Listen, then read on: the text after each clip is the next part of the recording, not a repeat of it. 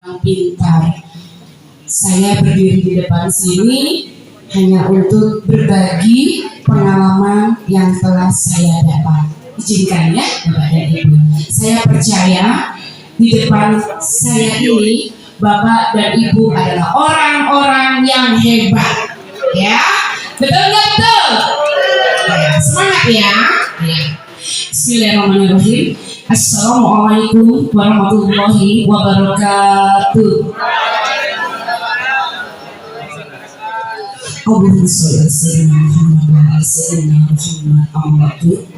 Yang saya hormati dan yang saya banggakan, kalau jam mengajar itu paling lama itu 6 jam, 1 sampai 5 untuk kelas rendah. Tapi kalau sudah kelas tinggi berubah. Tapi yang namanya jam bekerja sekarang dari Perwali potong insentif lagi kalau tidak masuk. Jadi Bapak dan Ibu harus bisa, karena kepala sekolah itu yang dipegang hanya 2, aturan dan kebijakan. Kalau berdasarkan aturan, ini apa itu IKM? Saya tidak usah menerangkan lagi, kita proses. Kalau IKM itu disebut dengan dulu pertama kali sekolah penggerak karena tidak ada contoh, menjadi sekolah kurikulum prototipe, menjadi lagi yang namanya adalah kurikulum merdeka. Itu yang dinamakan lagi bukan IKM. Pembelajarannya Bapak dan Ibu itu tentu saja pengembangan soft skill dan karakter. Nah, intinya di sini Bapak dan Ibu yang tadinya harus buat RPP katanya menjadi lesson, yang dulu namanya lesson plan jadi modul ajar, yang dulu namanya kelas Pak sekarang menjadi fase. Kelas 1, kelas 2, fase A, kelas 3, kelas 4, fase B, kelas 5, kelas 6, fase C. Yang 7 tadinya Bapak harus bikin KKM, silabus, RPP. Tugas Bapak dan Ibu itu adalah menyusun perangkat ajar. Itu menjadi modul ajar berdasarkan capaian pembelajaran. Nah, dari semua itu Bapak dan Ibu, ini perbedaannya dari K13 dengan IKM. Semua sudah dirancang, rancangan landasannya semua ada, di IKM ada. Bapak dan Ibu, karena saya di sini waktunya sedikit, saya akan menggambarkan ini semua, nanti panduannya saya ringkas. Saya lama merenung Pak, apa itu IKM? Akhirnya saya ringkas. Ibu, di profil. Saya langsung saja, karena kebanyakan nanti Bapak tidur.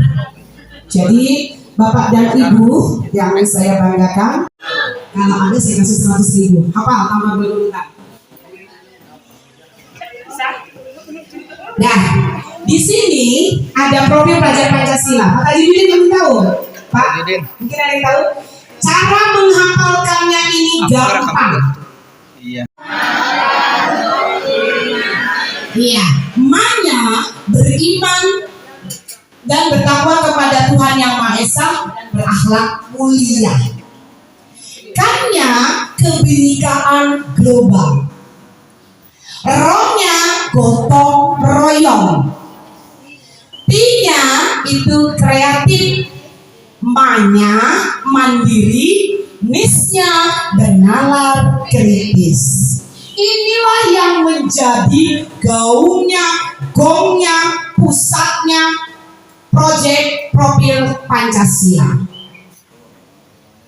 Dilakukan di mana?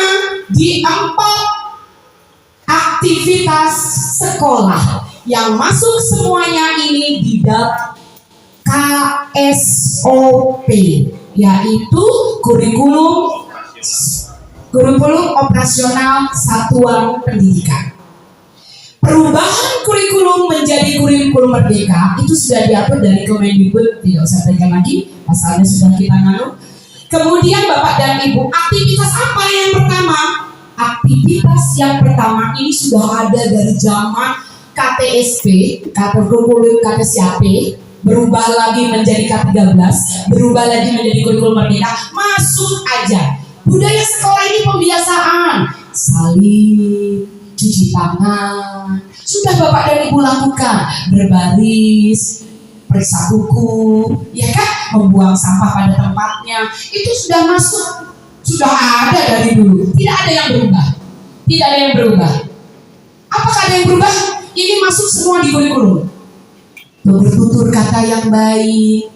Terus apa? Tata tertib sekolah, tata tertib siswa, tata tertib guru. Itu semua masuk di budaya sekolah. Ada yang berubah? Tidak ada. Siapapun kepala sekolahnya, siapapun gurunya, itu tidak ada yang berubah. Kemudian, tidak ada lagi perubahan di mana? Di ekstrakuler. Ekstrakuler ini minat dan bakat.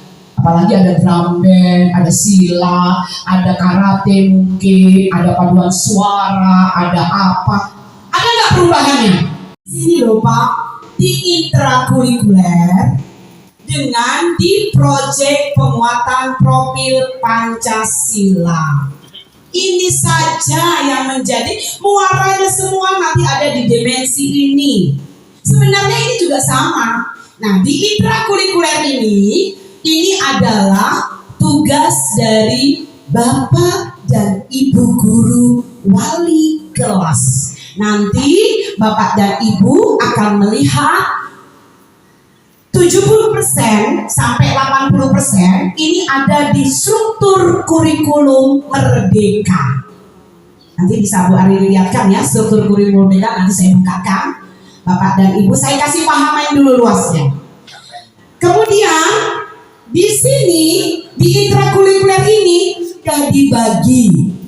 Pai 3 jam, bahasa Indonesia mungkin 5 jam. Yang membedakan lagi di sini tidak full. Ini nanti awal tahun pelajaran kepala sekolah mengadakan workshop menganalisis kalender pendidikan dari Dinas Pendidikan menjadi kalender sekolah. Tentukan berapa hari efektif, berapa minggu efektif, berapa yang menjadi jamnya proyek. Rapot di sekolah Merdeka itu ada 2. Intrakurikuler ini rapotnya yaitu hari-hari disampaikan, mesti PJOK, kesenian dan sebagainya berupa angka-angka seperti K13. Dan nanti di proyek 20-30% ini adalah rapot proyek. Tidak, jangan disamakan. Intrakurikuler berbeda dengan proyek. Proyek itu berdiri sendiri. Rapotnya berupa deskripsi. Nanti Ibu Arini akan menerangkan apa itu proyek. Bapak dan Ibu gak usah takut. Semua ini ada panduannya. Panduannya nanti kita pelajari, ya. Kemudian intrakurikuler ini semua Bapak dan Ibu dari 6 dimensi ini kita bermuara kepada BSKP, Badan Standar Kompetensi Asesmen Pendidikan. Ini Bapak dan Ibu, ini muara yang pertama dan utama. Nah, ini dulu di intrakurikuler ini Bapak dan Ibu masih ingat ya? Ada silabus kan? Nah, di silabus itu ada KI, KD. Kalau di intrakurikuler sampai sekarang diganti namanya capaian pembelajaran. Ini sudah 4 kali ganti. Terakhir dari nomor 033. Ini nanti yang kelas 1, kelas 4, PJOK, PAI, ambil semua. KI capaian pembelajaran itu berupa narasi. Sebagai pengawas, sharing saja. Kalau perlu Bapak tidak usah mengenal, tapi Bapak print out. Jadi yang soft file, ini yang muda-muda, yang hard copy Bapak. Ngapain repotkan diri? Jangan gara-gara IKM masuk rumah sakit itu katanya Bu Juwita itu. Ini bukan saya. Oh, karena saya bantu. Kita di sini subsidi silang ilmu. Cuma modul ajar ini, saya juga punya modul ajar. Bu Artini juga punya modul ajar. Merdeka belajar, merdeka mengajar, karena visi sekolah sesuai dengan kondisi sekolah. Nggak bisa copy paste. Copy pasti. Ya Bu ya, ini loh yang namanya isi capaian pembelajaran itu seperti ini. Kalau dulu kan sudah tuh KI-nya udah Anak dapat bisa menyebutkan, ya kan? Dapat menjelaskan, mendefinisikan. Dia berupa narasi. Ini yang mumet. Nah, setelah belum Bu. Nah, ini di fase A ini ada lagi yang namanya elemen. Elemen setiap ini baru bahasa Indonesia ya. Elemennya dari menyimak. Menyimak ini satu modul nanti dibuat. Boleh 3 kali 4 kali pertemuan. Nah, membaca ada lagi di capaiannya. Berbicara, menulis. Contoh dari capaian pembelajaran kelas 1. Dari menyimak, peserta didik mampu bersikap menjadi penyimak yang baik. Peserta didik mampu memahami pesan lisan. Ini nanti kalau diuraikan kelihatan mana yang kompetensi, mana yang konten, mana yang variasi. Nah, sekarang dari capaian pembelajaran ini mau diturunkan kemana Ibu? Ke tujuan pembelajaran. Nah, ini dari tujuan pembelajaran. Mumet lagi ya? Nggak apa-apa, nggak usah mumet Bu, ada semua. Nah, Bu hari ini nggak keluar. Nah, tadi kan capaiannya pembelajaran ini kan Bu? Elemen menyimak. Iya, dari elemen menyimak. Ternyata yang kompetisinya adalah menyimak dan memahami. Berarti ada 2 apa Bu? 2 kompetensi. Ada kontennya. Kontennya ada 2 juga. Dari bersikap menyimak ada pesan lisan. Dari memahami ada informasi. Variasinya enggak kan. Nanti kita praktek saja. Rumusannya, rumusan kalimat TP dari hasil analisis, peserta didik mampu bersikap menjadi pendengar yang penuh perhatian. Nih, ya Bu ya, dari peserta didik mampu memahami lisan. Nih menjadi. Nah, kemudian Bapak dan Ibu dari tadi dipindahkan menjadi apa? Alur tujuan pembelajaran. Copy paste saja lagi. Kalimat tadi itu di copy paste. Jadi inti materi. Jadi keterampilan. Nah, kalau yang ini nanti disesuaikan. Nah, profil pelajar Pancasila, lihat materi yang ada di tujuan. Mau apa yang Ibu capai dari mengajarkan materi informasi ini? Dari dimensi ini. Nanti ada yang saya kasih buat contohnya. Kalau kita pakai masih bisa. Ini kalau kayak gini masih ini. Nah, dari alur tadi tujuan pembelajaran dibuat lagi aluran. Tadi kan ada 2 nih kan? 1.1 tadi apa? Tentang menyimak. 1.2 tadi apa? Memahami. Nah, ini alurnya. Ini yang dulu namanya KD. Sebenarnya itu aja, nggak ada yang berubah, ya, nggak ada yang berubah. Nah, dari komponen tadi ada konten, ada kompetensi, ada konten, ada variasi, ada capaiannya.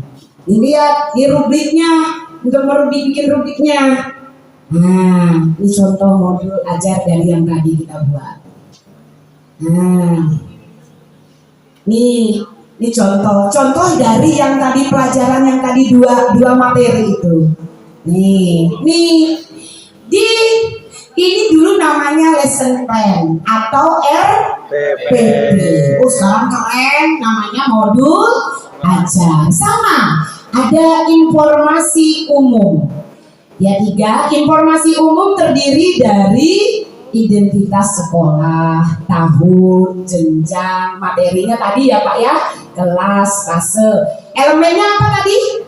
KI. Elemen yang tadi saya kasih contoh, menyimak. Alokasinya lihat, siapa nyusunnya? Makanya nggak bisa copy paste, disesuaikan dengan kondisi sekolah. Temanya apa? Profil pelajar Pancasila kan tinggal copy aja. Sudah disusun di mana? Di alur tujuan pembelajaran. Tinggal dipindah-pindah ke modul ajar. Tidak apa? Sarananya apa? Nah, sarana ini Bapak dan Ibu, kalau modul belajarnya itu ada 4 kali pertemuan atau 5 kali pertemuan daripada ini. Kalau yang pertama hanya buku teks ya nggak apa-apa, sebutkan aja. Kalau yang kedua pakai laptop ya nggak apa-apa laptop, tapi sebutkan sarana prasarana yang dipakai. Nah ini bedanya Bapak dan Ibu semuanya, siswa dengan kemampuan belajar tinggi. Siswanya ada berapa orang satu kelas? Siswa reguler, siswa dengan kemampuan lamban belajar. Tulis. Karena di modul ajar 1 dari menyimak, oh nanti di modul belajar yang ini ada perkembangan lagi. Tulis di mana? Di mana? Kan pembelajaran diferensial berpusat kepada anak. Anak mana? Kita butuh bantuan. Anak butuh bantuan. Mana yang butuh pertolongan ini? Berapa anak? Ya. Nah, dari modul pembelajaran, oh ini nggak lengkap. Ibu ada contoh modul aja nanti yang lengkap ya. Ada modul belajar bawah. Ada saya modul belajar saya banyak contohnya. Tapi Bapak dan Ibu saya kasih tadi satu sama-sama ya. Ada satu yang Bapak Ibu saya kasih kita lihat. Tolong dibuka, saya kasih linknya ya. Saya kasih linknya Bapak dan Ibu ya. Saya bagi taruh di tempatnya. Ini Bapak dan Ibu linknya. Coba dibuka linknya ini. Saya kasih share aja ya Bapak dan Ibu. Kalau ini saya klik, keluar seperti ini. Ini lebih lengkap. Nah, ya, belum kita gagal. Apa saja isinya Bapak dan Ibu? Merdeka belajar. Ada apa lagi? Plafon Merdeka belajar. Ada tanya jawab kurikulum merdeka. Ada capaian pembelajaran. Ada apa lagi Bapak dan Ibu? Ada dimensi profil pelajar Pancasila. Ada pembelajaran. Sekarang kita buka yang namanya, ada juga buku penggerak nih. Buku penggerak. Ada lagi yang tadi kita katakan? Yang tadi tidak dipahami, yang belum ada, ini mau diajarin adalah modul ajar. Ini ada. Nih, di mana nih modul ajar? Saya klik modul ajar. Modul ajar ini dari SD, SMP, SD, SMA. Lengkap. Tapi ini contoh dari Kemendikbud. Tapi kita bisa menjadi acuan untuk kita belajar. Nah, kalau Bapak dan Ibu sudah klik yang ini, belum ada linknya. Dikasih Pak tadi linknya. Iya, ada linknya. Kalau ada linknya, ini lama ini. Nah, nanti ini akan terlihat seperti ini. Bisa ya, taruh.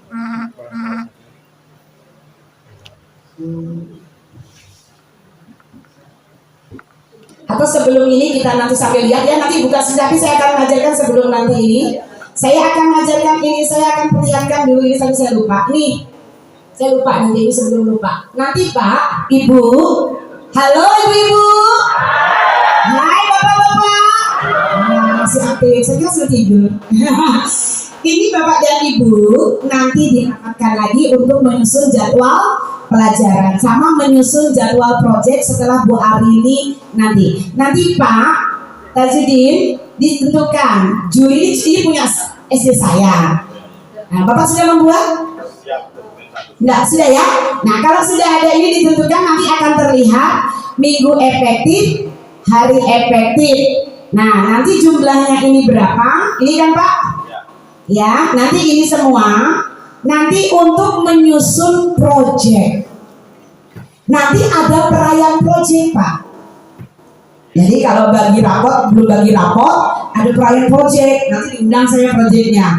Nah Bapak dan Ibu, proyek ini nggak ada kaitannya dengan intrakurikuler sekali lagi. Tapi kalau Bapak dan Ibu memamerkan karya anak nggak apa-apa dipamerkan, tapi tetap mengusung tema yang diangkat itu dulu. Saya dulu salah kaprah Pak. Saya kira proyek ini namanya baru. Proyek itu bidang studi, misalnya gini, kesenian ini bikin daur ulang ini. Ternyata nanti kalau proyek itu dipamerkan Bu. Ternyata salah. Bukan gitu alurnya. Jadi kalau proyek itu dia punya alur. Temanya misalnya kewirausahaan. Kalau saya Pak kewirausahaan bukan berarti jualan-jualan begitu saja, dia ada alurnya. Misalnya alur pertama, anak dipelajari apa yang bisa untuk dijual. Kedua, alur kedua, anak itu diajarkan cara membuat barang yang akan dijual. Alur ketiga, dia promosi, itu divideokan, itu dicatat, itu dia sampai endingnya dia sudah punya karya yang bagus dan bisa dijual. Itu proyeknya, itu proses benar. Nggak ada. Oh ya, contoh modul. Ya, contoh modul. Ya, kita buat tepuk pagi 1 kali, siang 2 kali, malam 3 kali. Ya, pagi, siang, malam, sore. Ya, oke, kita ulang ya. Pagi, malam, siang, pagi, malam. Oke, terima kasih. Yang penting Bapak Ibu, ya, selamat, silakan duduk Bapak Ibu. Oke, hebat, bukan lebih pintar, cuma kita ya. Kemudian tak kenal maka tak sayang. Saya jelaskan sedikit mengenai diri saya. Mungkin Bapak Ibu belum pernah tahu saya ya. Saya adalah Ibu Arini. Ya tahulah ya. Nah, saya dari Jakarta. Saya lahir 54 tahun yang lalu. Udah tua Bapak Ibu. Tapi semangat saya masih semangat ABG. Nah, kenapa? Kalau saya mengeluarkan aura yang demikian, guru-guru saya terkontaminasi. Saya bisa lihat, kalau saya hari itu aja lesu, saya sudah lihat nih auranya, guru saya juga ikut. Tapi kalau saya lihat, saya semangat, mereka ikut. Ya, seperti Bu Jurita, kita seumur, cuman mungkin tua saya. Saya punya 2 anak perempuan, sama Bu Jurita, yang nomor 1 itu di Polandia, yang nomor 2 di Qatar. Ya, dua-duanya di luar. Jadi saya alone but never lonely. Ya, tahu kan? Kemudian Bapak Ibu, ya saya bersyukur ya masih punya kesempatan untuk mengenyam pendidikan S2. S1 saya di Jogja, S2 saya di Samarinda, karena kan waktu itu yayasan tidak mengizinkan saya untuk meninggalkan sekolah. Saya menjadi guru itu sejak tahun 93.